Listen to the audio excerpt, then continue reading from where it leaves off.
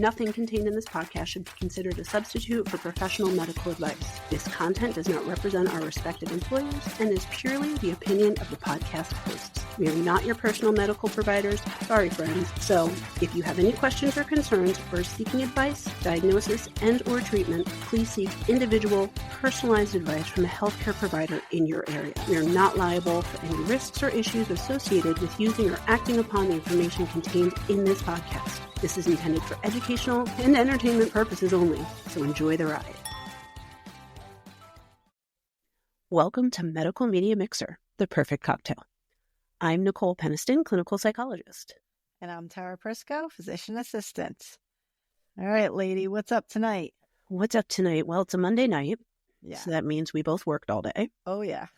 And as we talked before we started recording, I still have work to do after this, so I can't drink my full cocktail because I still have to brain.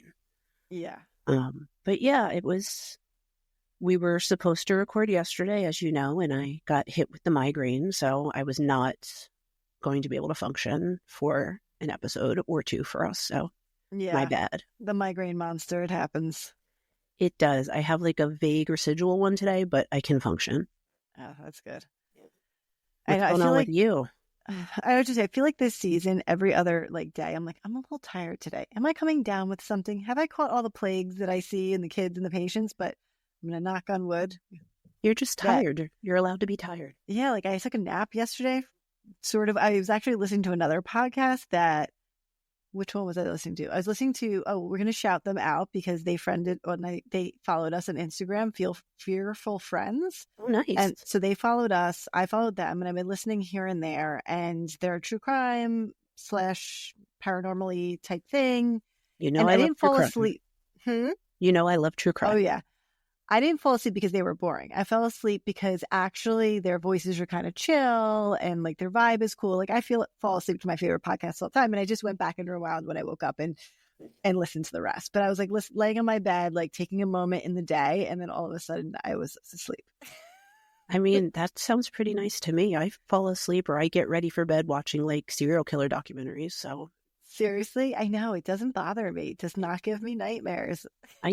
Honestly, sometimes I can't watch it because if anything, it gets me thinking and excited, not scared, but more ooh, what would I do? Or what are they talking about? Also, I just noticed for anyone who's watching us on video, look at our little logo is up in the corner. That's yes. new. Okay, so I didn't know that. All right, so when I'm editing the clips for social media, I found this little thing that said brand. And then you can put it. And so I've been adding it to the clips, but somehow it automatically added it today. And I like it. Isn't it cute? Fancy. We look like we know what the hell we're doing. I know. You want to know it by our audio. Sorry, guys. Yeah, we're working on it. We're medical professionals. We are not sound technicians. We are not trained in radio. We will figure it out. There is a lot that I am not a doctor of. I'm a doctor of one thing. That is it. Everything else. I'm a doctor of nothing. So you are a doctor of life. You are a doctor of I'm a master, yourself. But I am not a doctor. Gonna keep my dirty joke to myself on that one. You have to have the drink as you have that little pause. Yes.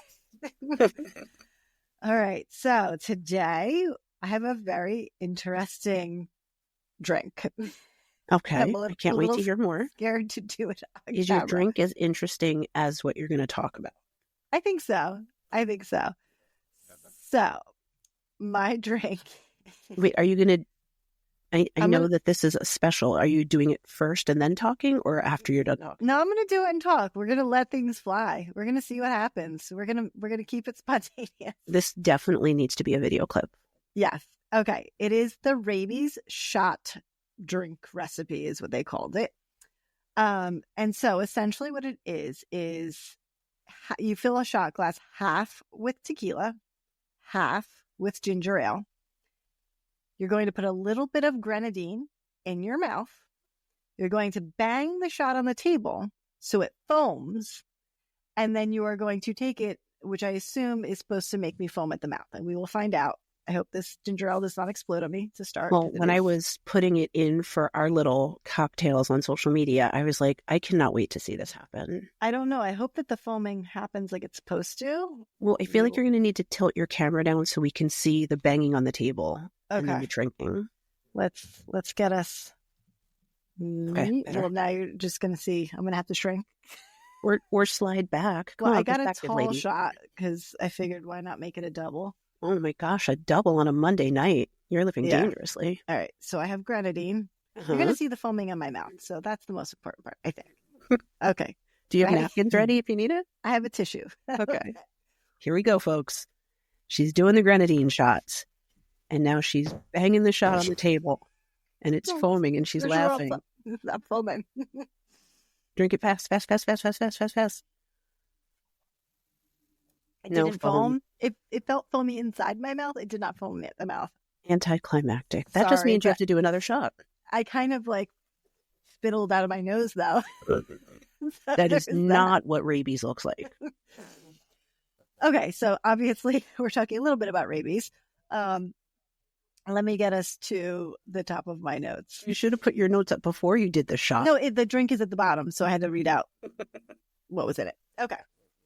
So I am doing Scrubs Season 5, Episode 20. So I don't know if you guys know about Scrubs. It was pretty amazing. I like that it's, again, a 30-minute show, but it has like a little comedy, but there's always always a little life lesson. And the medicine in it isn't too far off, like from reality. So I guess whoever their consultants were pretty good. Nice. So it aired from 2001 to 2010. It was originally on NBC, and then later, I think this last season was picked up by ABC. And basically follows the employees of the fictional Sacred Heart Hospital, which is a teaching hospital. And the beginning of the series, like the main characters that you're going to know the most are in their first year of residency. So they are interns. Mm-hmm. And it's kind of known for like, I don't know if you remember, like the sort of little vignettes where they're the daydreams of the main character. So it's played by Zach Braff. It's JD is his name, Dr. John Michael Dorian. So you'll have like this action going on, and all of a sudden you'll see some way out there daydream of him, sort of silliness. Usually there's a couple different storylines going on that are sort of linked, but for the most part, it's through his eyes. And it's actually, they have him as a narrator too of the episodes. So it's all really from his perspective. So Zach Braff plays JD Dorian. Sarah Chalk, you remember her from Roseanne, one of the, what's the One sister? of the sisters. Yeah, but but there were two people who played that character. Yeah, that's what I mean. Becky. One of the one of the Beckys. It was first Becky, right? I think so. I don't remember who's first Becky, second Becky. I really have to go back.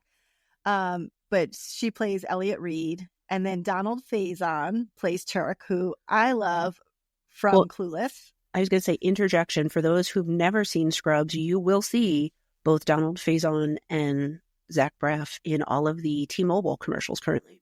Oh, yes. I forgot that they came back for all that recently. Yes. But yeah, he's in Clueless, which I don't know. Classic. It is very classic. Maybe I need to cover Clueless. I don't know what I would talk about other than being a virgin who can't drive. And rolling with the homies. Rolling with the homies. A couple other characters. Neil Flynn, who's the janitor. I remember him from Seinfeld as one of Elaine's boyfriends. Mm-hmm. I don't know if you remember him from that. And then he was in the middle. He's the father. And then Ken Jenkins plays Bob Kelso. He's like the older attending. And he's been in a ton of stuff on TV. And then the last one's John McGinley, which plays Perry Cox, he's like the attending that oversees the interns, and he has like a funny relationship with JD, and he always calls JD like Bambi or by like no, I'm sorry, that's Carla that calls him Bambi. He just calls him by girls' names, which probably nowadays wouldn't fly, but at the time it was kind of funny. And then Carla is played by Julie Reyes, who we talked about from the other show that you covered, and she's the head nurse. And later in the series, she ends up dating and eventually marrying Turk, who's played by Donald Faison. All right, so today's episode. So JD, his goal starting this episode that he wants to have lunch with Dr. Cox, who's again his sort of boss. And of course, Dr. Cox rejects him. And he heads to the grocery store. And JD follows him there, and they encounter a former patient, Jill Tracy, who tells them all of her business, and she said she's been stood up for a date. And the grocery store? I guess after her grocery store, and after her being stood up, she went to the grocery store. I don't know. They don't explain that. This is a 30-minute series show. But a few days later, Jill dies. This woman, with all signs pointing to suicide via drug overdose. So JD feels really guilty that he sort of didn't give her the time of day, and he didn't see any signs that she was depressed. Apparently, she was like a frequent flyer in the hospital. But, they take Jill's tragedy and they turn it into good news, because apparently 3 of Dr. Cox's patients are in need of organ transplants. And, they're like, well, hey, like, she's young, I guess if the family signs, we can use these organs at least. And there happens to be one patient who Dr. Cox has become a little bit closer with, has like a little thing, like a good, positive relationship with.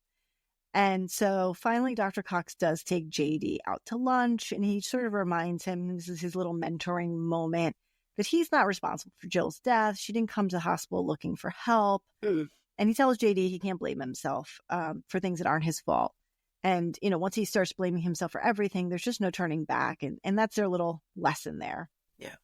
Well, I would imagine, too, working in medicine, it's probably really easy to do when you see something negative happen with a patient. It's really easy to say, oh, if I had done this, or if I had said something different. Right. So, there's another little side story, which is not pertinent to this. I'll just mention it, that Carla, Elliot, and Todd have this whole little storyline going on. That I didn't mention who Todd is because he's not really a main character, but he's like the cocky surgeon, the very, very typical bro. And they have this whole little storyline that his like inappropriate behavior may be a cover up for homosexuality. And they have this whole attempt to try and have him come to terms with it. And then basically he's like, yeah, no, I'm just pretending to be gay to scam the girls so they'll talk to me because, but that's a side storyline. Again, a lot of these things I don't think would hold up today. And it wouldn't age well, but whatever. So meanwhile, Jill's autopsy comes back after all her organs are harvested and shows that she didn't actually die of an overdose, that she died of rabies. So question, wouldn't they wait for those results to come back before they harvested organs in like real life? So rabies is really only detected typically by like looking at the brain. No, what I'm thinking is like if they thought she died from suicide, if it was like an overdose, whatever she took could damage organs. So wouldn't they have wanted to check that stuff before harvesting them? Well, I'm going to tell you a little spoiler. This is based on a true story. Okay. I mean, so I believe it, but I'm just wondering, really like, now, like, would there be other testing? I don't think that would be at the top of anyone's list, honestly. Right? And I know there's a small window to get the organs, too. So. Right. So basically, then the concern is, of course, that all of these organs could potentially be infected with rabies. And so the first 2 patients, start to decline, and eventually they die. And then, of course, they have like the last patient who Dr. Cox was, close with, and basically that patient dies as well. But the thing is, I guess that patient technically could have waited a while for their organ. They didn't need it right away. The other 2 needed it right away. So it was like they die from this or they die from not getting the organ. This last guy could have lasted a little bit longer, but they had the organ and they gave it to him. So of course, Dr. Cox feels bad. And then JD comes back and like kind of talks to him the same way he spoke to him. Yeah, I'm just thinking, like, I know someone who had an organ transplant, and like there's a wait list. Like it's not so easy to be like, I'm giving it to this guy right here. So it feels like they might have skipped through that in the plot line just for drama. Right. And I'm going to actually, part of what I'm going to talk about, I am going to go through a little bit about organ transplantation. So that's actually the next thing I'm going to really go through is basically like, what happens with organ transplants? Like, it's not something we all know too much about, even in medicine, like I vaguely know, like, hey, refer you to the transplant team, and then it goes from there. So, donation can happen in basically 2 ways. One, there is after death, and there is another are live organ transplants. There are certain organs that can be transplanted that way. So first thing, is if you want to be a donor, register as a donor in your state. Often there's a checkbox on your driver's license. There are other places. I know in New Jersey, there's Donate Life New Jersey or something else called New Jersey Sharing Network. So those are two places there, but each state has different places that you can fill out a card or check it on your license. And then there's like sort of this myth or thing that people say like, oh, you know, they're not going to try and save you because they want your organs. That's not true. Everyone's going to always try and save the patient primarily first. I have a question. You may not know the answer. Is there an age range for organ donation? There was nothing on anything I came across in research. I think it just more has to do with the health of the patient themselves. But in general, it sounds bad to say ideally, but ideally, a donor is usually somebody who dies from something more acute, trauma, something along those lines. Like they're super healthy and they just died because of like a car accident or whatever, a brain injury, something along those lines where the rest of their body is very healthy. Versus somebody who's had a prolonged illness is not going to be a good candidate regardless. Right. Although I do know from my friend, shout out, he knows who he is. If he listens, I feel like he would listen. I know that if you're on a donation list and you're on the list for a long time, you can be willing to take organs that are maybe not quite optimal if, you know, you're really desperate for it, or if you've been on the list, or if you're aging but you still want an organ, you can kind of opt in to like take organs that maybe have Hep C or something like that in order to survive. Wow. Yeah. But I don't think it happens in every situation, but I know that if you can't get an ideal organ, you can opt in to accept certain sorts of things. And I think it depends on which organ also. Right. So, you know, typically to test for brain death, they're going to use something called an EEG. And if it shows no real brain activity, patients typically on a ventilator aren't able to breathe on their own and really have no chance of recovery. That's when they decide, you know, to either check if the patient has already put themselves as an organ donor. If they haven't, they can also ask the family and the decision can be made then as well. So there is something called an organ procurement organization, and this follows federal rules. So this is across the country.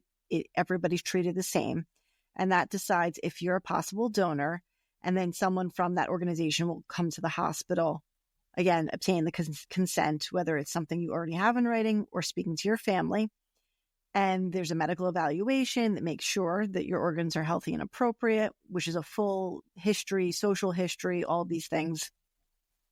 And then if they deem that your organs are acceptable, then the Organ Procurement and Transplant Network is the next step, which is the actual national database. So that has everybody who is waiting for a transplant on it. And essentially, it's a computer program. They enter all the information to the system and they see who matches.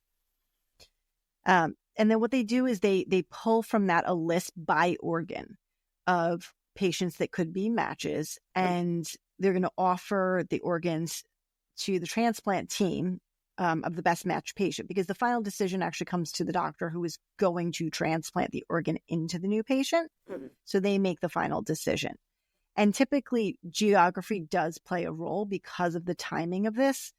You need to be close, you know, the organ needs to be close to the person who needs it, because it is complicated and there is a certain period of time. And I'll go through periods of time for each of these. I do have actually a friend as well who received organ transplant very recently, and they moved their whole family to an area that was the center had that.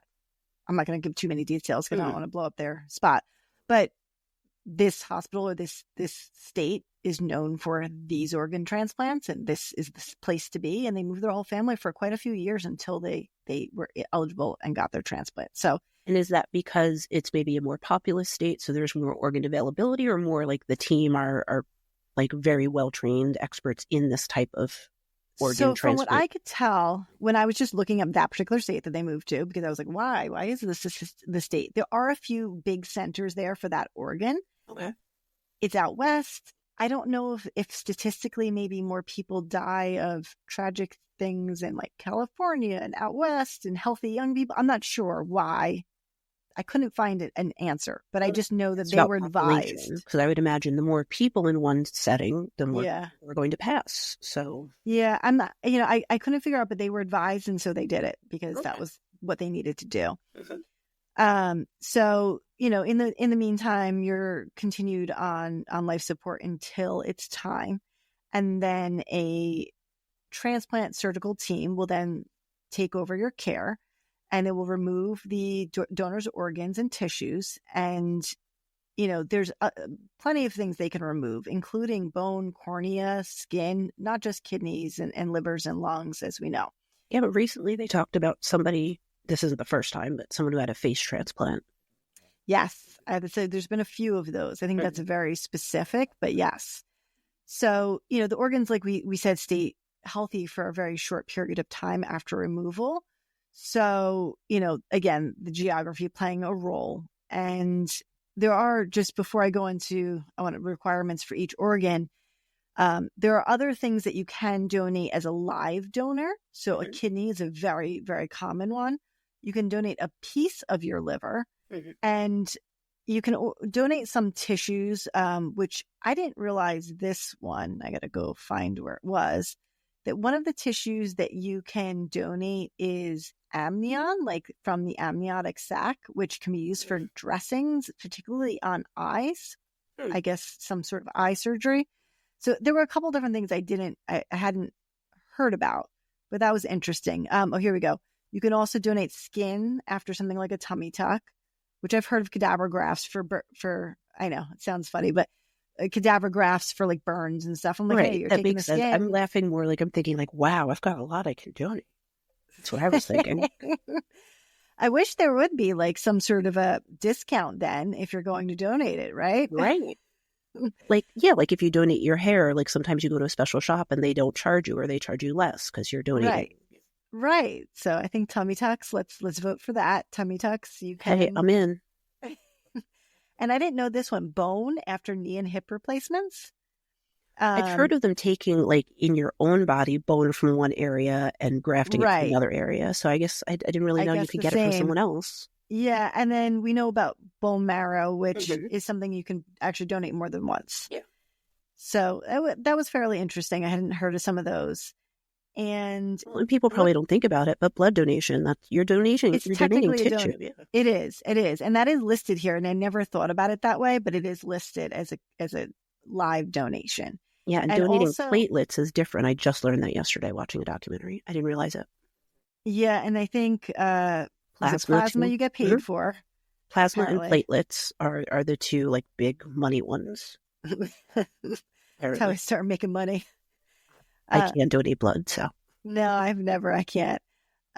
You can also do a piece of your pancreas or one lobe of your lung. And I've seen a part of an intestine, which is very strange because most of the time you take parts out of intestines or you give someone a colostomy or an ileostomy, but you don't really put any new back. I've never heard of that, but it was listed. I had a ton of my intestine removed when I had my gastric bypass. I don't know what the heck they did with it, but they removed too much. Threw it out. Yeah, they told me after they removed too much. And I'm like, well, there's a couple 100 feet in there. So I think we're good. So, there are some rules to organ donation. And, these are very important to balance the factors of justice. So fair consideration of the candidate's circumstances and medical needs, medical utility. So trying to increase the number of transplants performed and the length of the time patients and organs survive. So finding an ideal candidate who is healthy also to receive the organ. So I have a question about that because you see this in like TV shows or movies. Can you get an organ from like a friend or a family member without being on the list? Like, can you kind of like subvert that and just be like, I have a donor, let's just do that person? So sort of. You go on, you as a live donor, so you can go on and you can have all of your family and friends tested. And if one of them are a match, that can go directly to you. Okay. There's also something, now my brain's not going to think of the word. There's a word for it. But essentially, say your wife doesn't match or your husband doesn't match you, but they put their organ out for anyone, it moves you up on the list. Okay. If that makes sense. Yeah, kind of like an incentive system. Sort of, yeah. Basically, but yeah, they're giving it either way. It just can't go to you because they don't match you. Right. And some of the things we take into consideration is we said geography, also the right sized organ. So different humans are different sizes, children, elderly, whatever you are, you actually need the organ to be relatively close in size to what you need. I never even thought of that. Yeah. So in general, children will get first consideration for other children's organs. Mm-hmm. And blood type, of course, and there are other markers. In each organ has its own specific sets of markers. So we won't go into all that. And then, each organ does have its own list. So kidney is like waiting time, level of the match, if they're pediatric, if they've had a living donor before, distance, and what their likelihood to survive is. Mm-hmm. Heart is more urgency and distance from the hospital. Like that's the two big things. Lungs, similarly, survival benefit. So how long are you going to be able to live once you get these lungs? How urgent, distance from the hospital, and how long you've been waiting. And liver's also just urgency and distance from the hospital. And, they can only be preserved for a short time. So kidneys are about 36 hours from removal from the donor. And I thought I had other ones listed and their timing. That's a lot heart longer and than lungs are the shortest, within 6 hours. Still way longer than I expected. Yeah, and liver, pancreas, and intestine are 12 hours. So it's interesting. So if you did need a transplant, you would go to a transplant center, get referred to them, and they're going to do all the workup and lead you through it. And something we don't always consider is cost. Mm-hmm. So yes, insurance should and usually does cover it, but you have to also think, are you going to be disabled after this? Right. Are you going to be able to continue to work? Are you eligible for Medicare or Medicaid as a backup if you become unable to carry your current insurance because you can no longer work? Right. So these are all thoughts. And so they usually have a social worker, somebody who talks you through all of that. I would imagine one of the considerations too is just your overall general health about like risk of rejection, which I know has to do with a lot of things, but like if you just need this one organ, but otherwise everything else is going well, you probably have a better outcome than if you've got a lot of problems and then you get an organ. Also lifestyle. So you cannot be a smoker. You cannot be a drinker. There's a certain amount of time that you have to be free from drugs and alcohol. Vaccinations, which actually recently I saw a couple of things that people are calling controversial, but you're going to be on immunosuppressants for the rest of your life. So you are going to be high risk for infection. So they all require, all the organ transplant centers, that you have all available vaccines for you in your age group. And so that's a whole controversial thing. But I feel like it makes good sense. If you're getting a brand new organ, you have to be at the best possible health. Right. And the risk of then you dying a year later from flu or pneumonia or COVID, like, come on, like we just wasted that then on somebody else who could have had it. So, you just, they have their rules and you got to follow them. You're going to have medical care for the rest of your life. You're going to have blood tests. You're going to have to be careful. But in general, the whole point of this is it can extend your life, greatly, the quality and quantity of your life. There's always a transplant rejection possibility, but that's why we do all this matching. So, it's fairly interesting. And so as I said before, this is based on a real story, the rabies. So in 2004, there were 4 recipients of kidneys, a liver, and an arterial segment. All came from one organ donor, and they all died of encephalitis, which is inflammation of the brain, of an initially unknown cause. And then later they took specimens from these people and they inoculated them into mice and figured out that it was rabies that they all had. So it was interesting because I don't think this transplant team, I think it's never happened again, but in 2004, not that long ago, it happened. And they all unfortunately passed similarly to this. In this show, because you probably don't know in real life, how did she get rabies? They don't tell you because it just, no one knows, because she just showed up to the hospital and died. Yeah. So because I feel like the general public, they're like, oh, well, don't get bit by a raccoon, but I know you can get it other ways. Right. Well, that's our next topic. Oh, good. Look at that. So rabies, what is it? It is a fatal viral disease. It is essentially universally fatal if you fully contract it. You can get it through bites and scratches from an infected animal. And so even saliva, if there's any opening in your skin or on a mucous membrane of your own, you can contract rabies. And essentially, the moment you have contact, with said animal, you need to consult your health department in your town or present to the emergency room if it's more of an emergent thing. for them to advise treatment. And we'll go through that quickly, the treatment. But in the United States, it's pretty rare to actually contract rabies, like 1 to 3 actual humans infected per year in the United States. I don't know about you, but I feel like I was always like, it was like drilled into me from like a young age. Like if you see an animal doing XYZ, like get the hell away. Like, right. And I only came across a raccoon that had rabies when I was in grad school. And it was the most terrifying thing I saw. And it was like across a parking lot. It was far from me. But just seeing the torture that this animal was in, I was just like, I'm not going near that. I'm not helping him. I'm sorry. Yeah. I mean, so it's interesting, so even though it only happens 1 to 3 times, about 60,000 people a year do present for exposure. So they haven't contracted it because they presented to the hospital and got the proper treatment.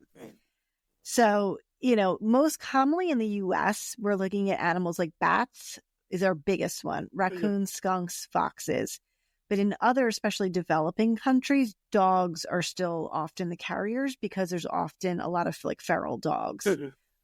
Whereas here, pretty much every city or state has a rabies. Sorry, I'm laughing. Sometimes random things pop into my head, and I just heard a dingo ate my baby.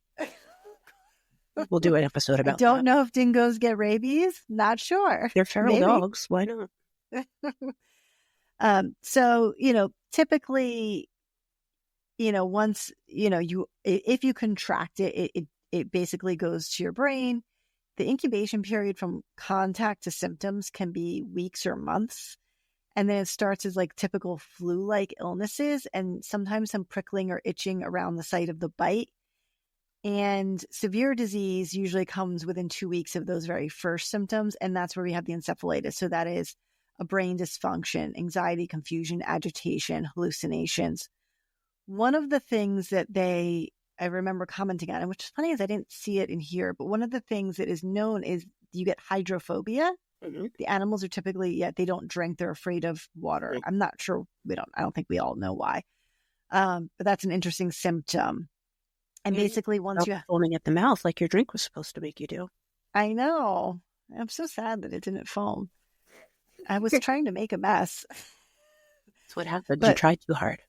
Once, rabies appears, essentially it's palliative care. There's nothing that you can do. But what we can do is if you are in contact, you have to present to, again, your health department or your emergency room. And it's called PEP, post-exposure prophylaxis. So it's going to depend on whether you were ever vaccinated for rabies or not. So you probably only would be if you were exposed previously. Or I wonder if maybe there are very particular jobs that you would have to. I'm not sure. I would assume like maybe animal control or things like that. Right. Exactly. I'm thinking I couldn't find that specifically, but I would think that exists for somebody. And typically what's going to happen is you're going to receive, if this is your first exposure, immunoglobulin first, which is to help your body recognize. So an immunoglobulin is something that helps your body to recognize and fight a pathogen. So this would be specifically human rabies immunoglobulin.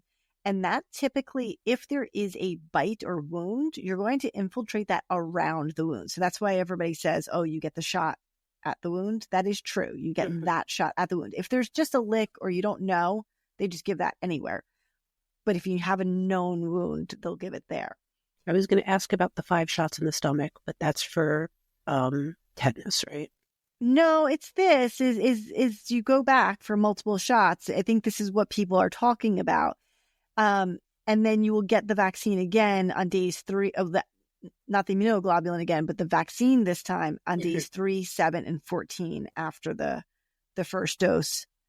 There's also, a rabies vaccine given the first day. So you get immunoglobulin and rabies vaccine the first day, and then days 3, 7, and 14, you just get the vaccine.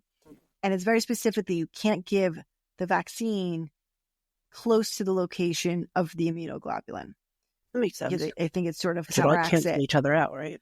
And for some reason, it is very much written many times that you cannot give the vaccine in the glute, the butt. I don't know why. It doesn't get absorbed well, apparently. I don't know why. I mean, is it from muscular? Like, yes, it's intramuscular. I'm not sure why. Useful. Yeah, I just don't know why, but it's said in a couple different places. There's a different protocol if you've already had the vaccine once, and it's just a different timing on that. And essentially, one of our biggest things is actually getting our pets vaccinated, because often it's an encounter that your pet had with said animal that draws you into it.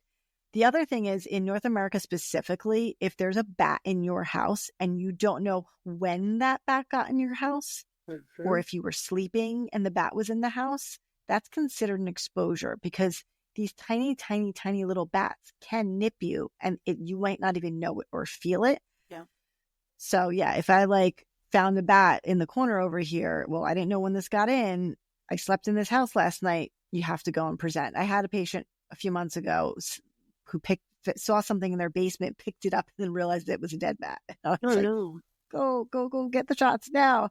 So that makes a good point. Can you, if you find an animal that's deceased, assuming it's deceased, well deceased, in full rigor mortis, is that still considered an exposure?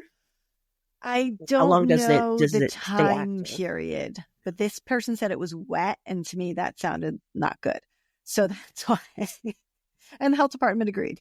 So I don't know. I'm sure the health department would have very specific rules. I think at this point you're going to err on the side of caution regardless, because the option otherwise is fatal. Your option is give them a few shots or they could die. So I'm going to go for the shots. Yeah, I just Not wasn't sure these if they kind had of shots. a time frame. Shots. Sorry. Shots, everybody. So yeah, that's organ donation, rabies, and shots that don't make me foam at the mouth. Beautiful. All of that was lovely. So I'm going to take a left turn, sort of. Left turn, yeah, a little bit of a left turn. We're going to talk about the brain. That's about the only relation. Okay. So my drink is called the Mind Eraser, which is really, and I will say, I got it from liquor.com. There were a lot of very negative comments on this. Because apparently the Mind Eraser was a big drink in the 70s through the 90s, and they apparently prepared it differently than this recipe calls for. So the recipe... Controversial. Yeah, the recipe says 2 ounces of coffee liqueur, 2 ounces vodka, and club soda chilled on top. Here's what controversy is. This is what the recipe said. Add coffee liqueur to an ice-filled rocks glass. Slowly layer the vodka on top of the coffee, top with club soda, and serve with a straw. So you're supposed to drink the layers. Well, people in the comments lost their dang minds. They were like, you don't drink it with a straw. You just drink the whole dang thing. What are you people talking about? You're ridiculous. Somebody else says we slammed those drinks, or you didn't do layer by layer. So drink this however you like. I clearly don't have a straw. I'm just drinking it, but I also made it almost an hour ago, so there's no more layers. And is this supposed to be so strong that it knocks you out, or is it because of the caffeine and the alcohol will make you up and down? I don't know why it's called a Mind Eraser. So I will tell you what it says on here. It says if you drink too many too quickly, then you're going to have difficulty. But if you just have one. Wait, do you remember the one time that I couldn't remember what happened? Well, I was also going to say it's also called a Black Russian, but this has bubbles in it. So I don't know. Did you have Black Russians? No, the one time I mixed caffeine and alcohol. Remember, we were in Atlantic City. Was this the pancakes? Yes, I fell asleep. We both fell asleep. And then we woke up, we're like, oh, we're supposed to meet our friends. Oh no, let's get ready. And when we got to the bar, I had a Red Bull with vodka. I had never had Red Bull in my entire life. Yeah. And there was parts of that night that I don't recall things I said. I mean, I had my friends around me. I was safe and all that, but you were safe. We both lived to tell the tale, but I have some memorable quotes of yours that I still use to this day. You do. You don't let me forget it. Scream at the top of your lungs at 2 a.m. Pancake. But maybe the Mind Eraser is the caffeine alcohol bomb. It could be. I don't know. It could be. I've only had a Red Bull and vodka once, and I definitely did not feel good after. I thought I was going to die. So yeah. Okay, this basically just says, no, the Mind Eraser won't delete your intellect or your memories, but it's a potent cocktail. And if you have one or two, the cares of your day will disappear. If you drink too many too quickly, that's when it has this mind eraser effect. Got it. All right. So, what do you think I'm going to talk about today? If my drink is called the mind eraser. Amnesia of some sort or memory? So I'm going to talk about two different media pieces. One is one of my favorite movies of all time, Eternal Sunshine of a Spotless Mind. Have you seen it?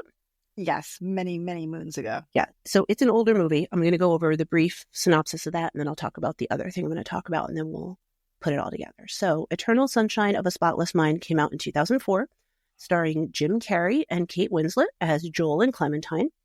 And long story short, the two of them were in love. They broke up. And in this film, it's supposed to be in the somewhat near future, there's the option to erase specific memories from your mind. And so Clementine decides she's going to undergo this procedure and erase all of her memories of Joel because the breakup was just too painful. And then Joel somehow finds out that Clementine is having this surgery. And so then he wants to do the same. He's like, well, fine. She's going to erase me. I'm going to erase her.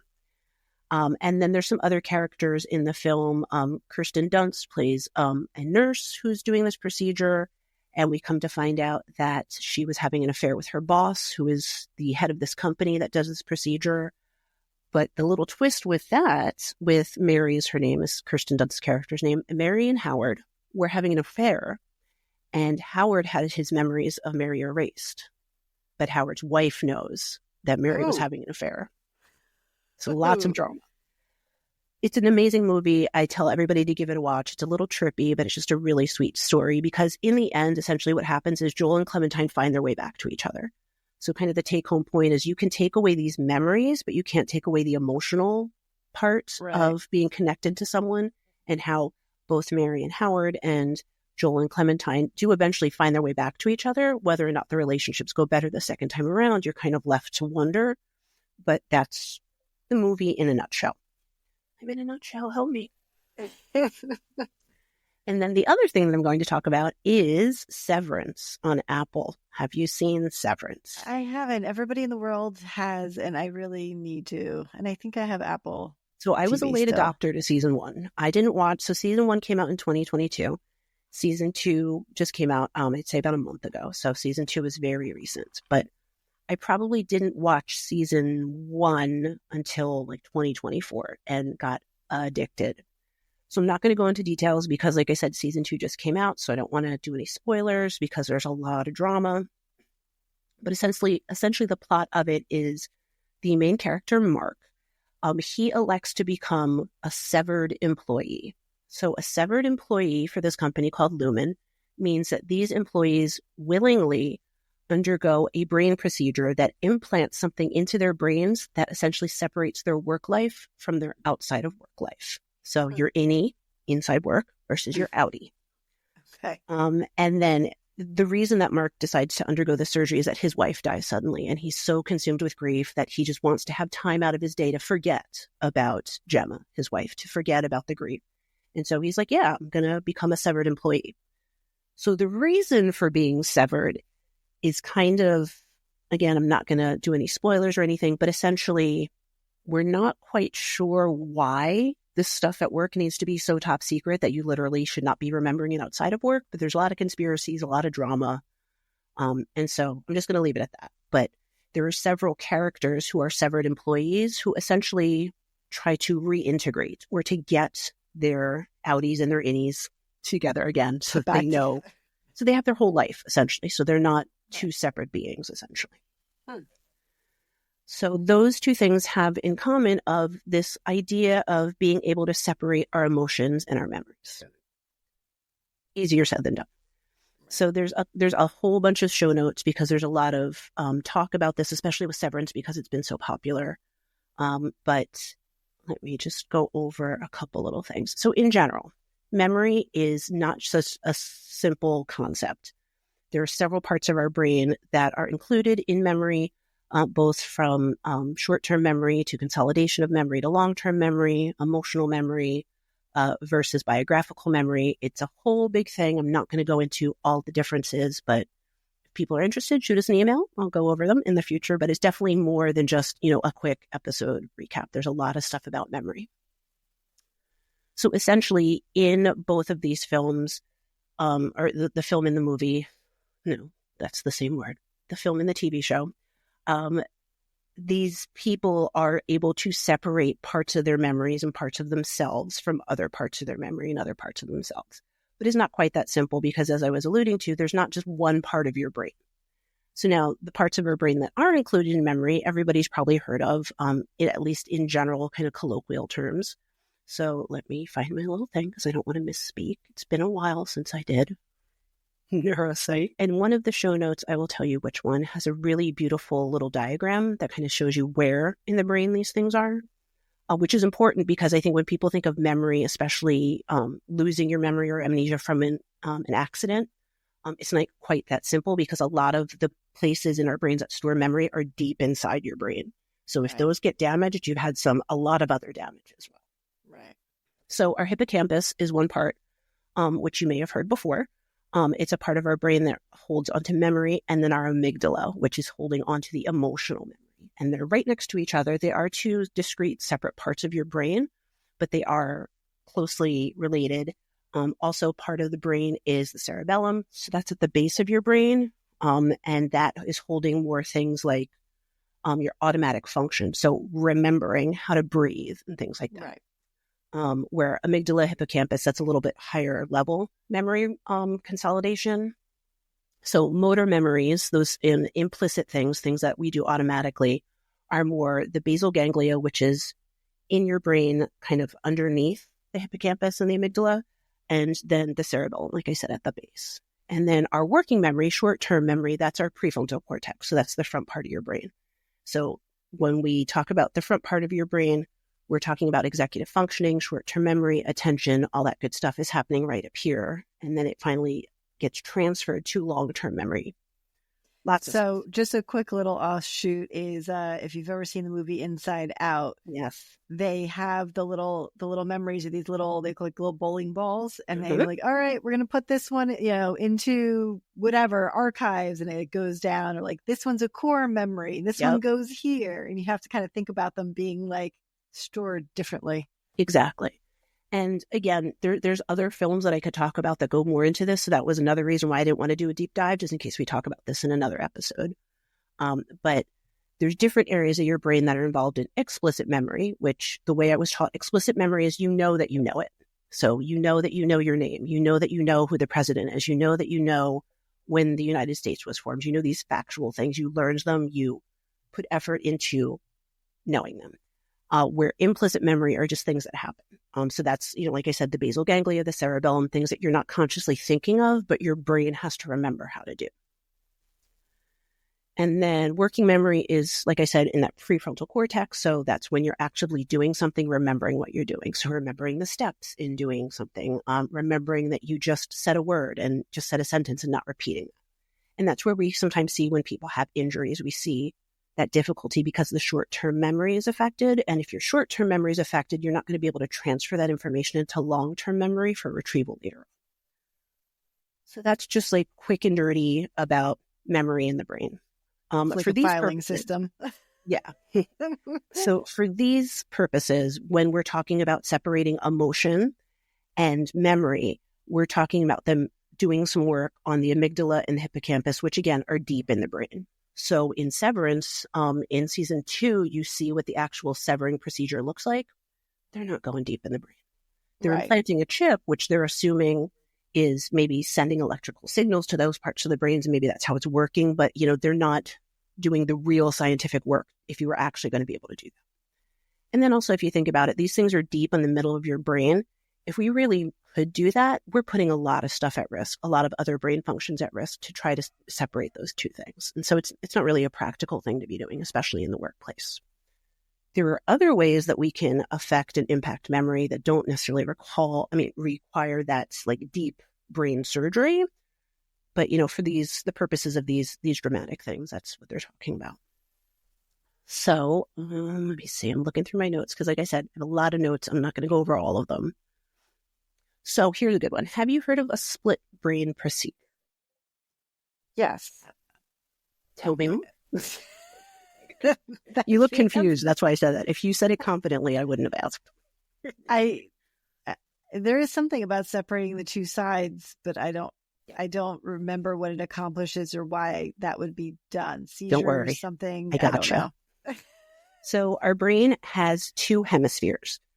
We have the left and the right hemisphere, and they are connected by the corpus callosum, which is a thin strip of material in between. And I know that. there is a surgery called a split brain procedure, which can help if someone has severe seizures that are affecting both sides of the brain, but maybe originate on one side. So we would essentially sever, where the term severance comes from, sever that connection, and then it isolates the seizure to just one side of the brain while preserving the other side of the brain. It's not as quick and easy as I made it sound. It's not something that would be a first choice for most people, but it's definitely been done before, and there's been studies about it. So it's something that's out there, but it's not like you can just go in and be like, I don't want to do it work anymore, or slice me up. They're not doing that. Right. And like I said, it does. So there's been some research looking at the after effects, because that would be the reason why you would have the split brain surgery. If you're having some sort of thing that's causing, problems drifting from left to right or right to left in the brain, you want to kind of separate that and contain the damage or contain the issue. So that's why you would separate the two. But what they found is when they've divided the two hemispheres of the brain, you're still conscious, you're still able to do all those things, but now your perception is skewed. So now your visual field may be different because, as you know, or maybe you guys don't know who are listening, there are certain parts in the brain which they don't connect straight front to back. They cross. So if they're crossing and then we're severing that connection, it could impact that crossing depending on where it's happening in the brain. But our visual fields, that's something that crosses. And so if you are severing that connection, it could affect how you see things, where you see things, how you can use your motor skills to point out things, to grab things. And again, just doing like the general overview of this stuff. This is real deep dive. This is literally like a full year of grad school that I'm trying to condense in like 10 minutes. In general is just crazy. Like just simple things like thinking about how like I can sing the lyrics to a song that I haven't heard in 30 years, but I might not be able to remember something I did yesterday. Because those are two different types of memory. Right. And our memory can be triggered by music or by repetition and things like that. How about smells? Exactly, by sense. So there's lots of stuff going in there. Like I said, I'm giving you guys a quick and dirty tutorial on what memory is, but these are full years of school that I'm condensing for you so we can talk about severance and eternal sunshine. Exactly. So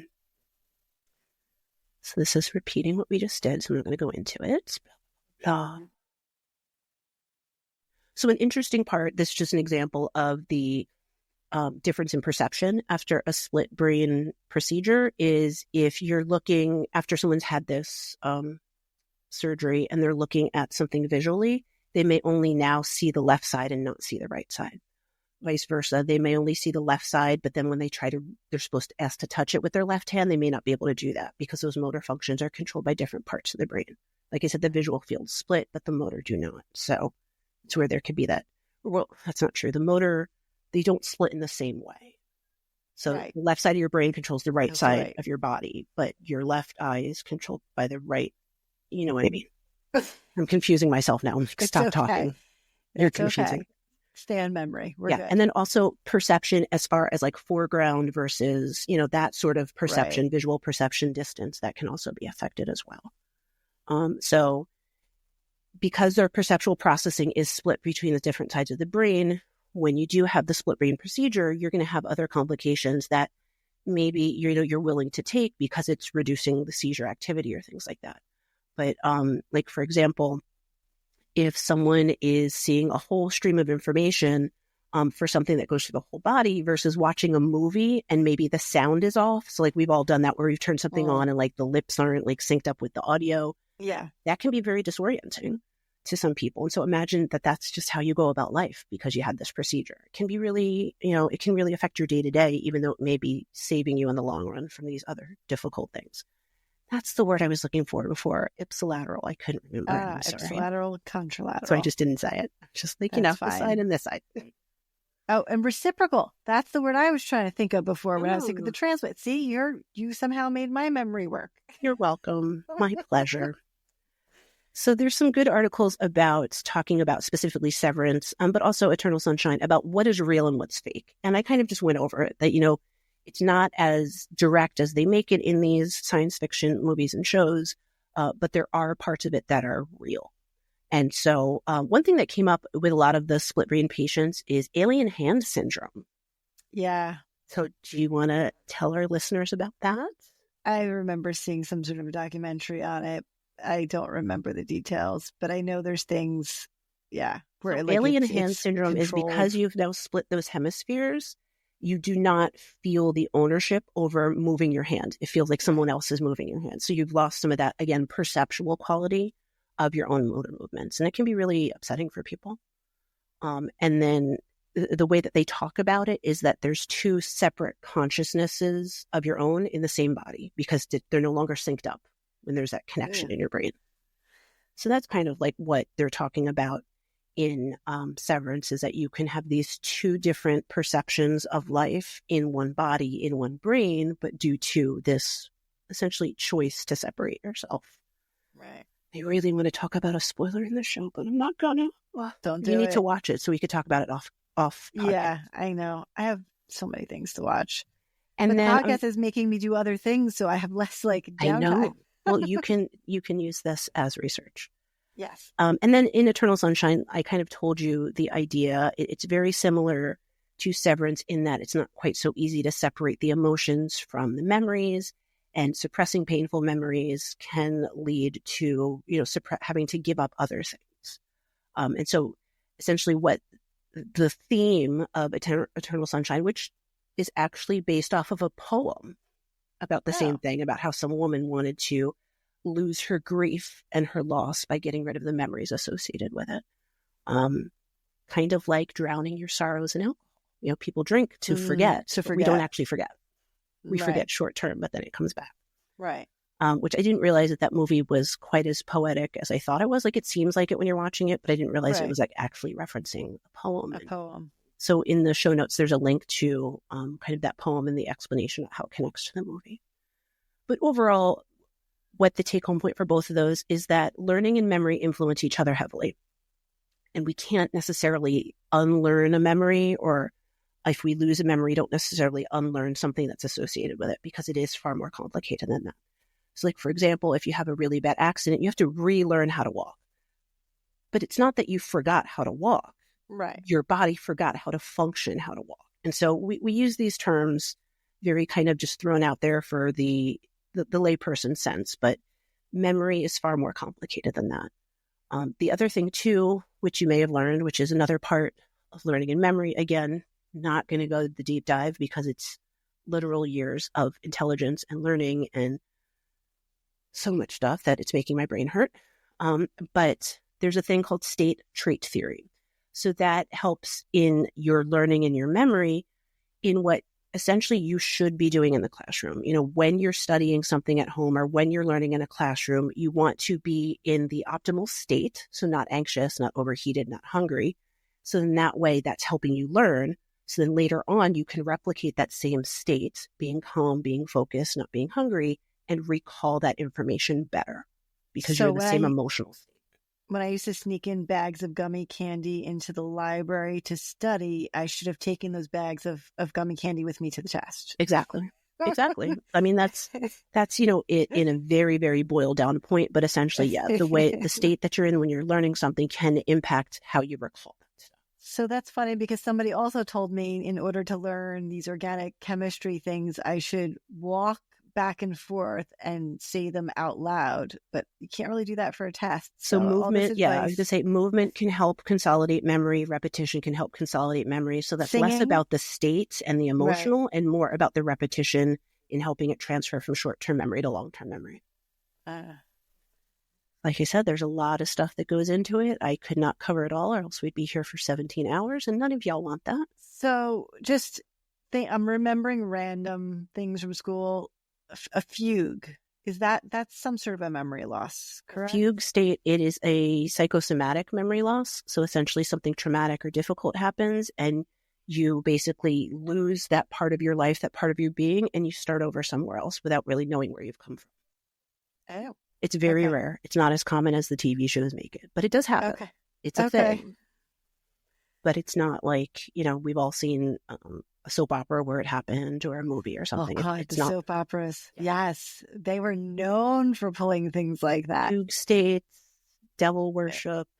Yes. Fun stuff. Did you see the thing? Someone just posted a meme online about when Marlena from Days of Our Yes, Lives she was possessed. I was watching that in real time and I was shook. I watched it. Yeah, I watched it. My mom was a big Days of Our Lives person. All the crazy stuff. Well, and then also us going to Catholic school, we're like, what? Some more. We're not allowed to talk about this. Yeah, right. Oh my goodness. So yeah, that is, everything in that I could squeeze into a brief amount of time to connect to those two media pieces.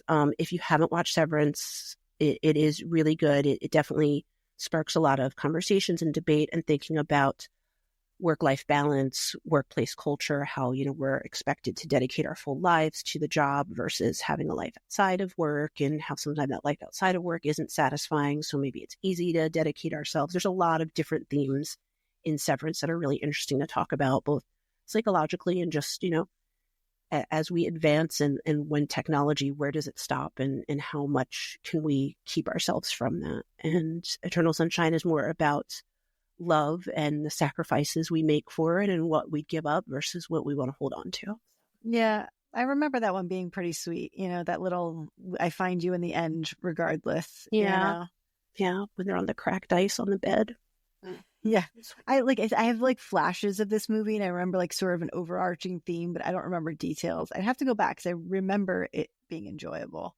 I taught an undergrad in an associate's program class for psychology, and for every topic I'd show a film, and I remember showing everybody that film and they their minds were blown.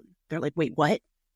You can't forget that? What? It was just to see, having known what the movie was about and then introducing it to somebody and seeing the reaction that they got it. It was okay, hopefully these people are going to remember this later on in life. Yeah. Well, that's the thing. Yeah. When you have something that pulls it together like that, you're like, I'm not going to forget this now. So I was tapping into the memory on that too. You were.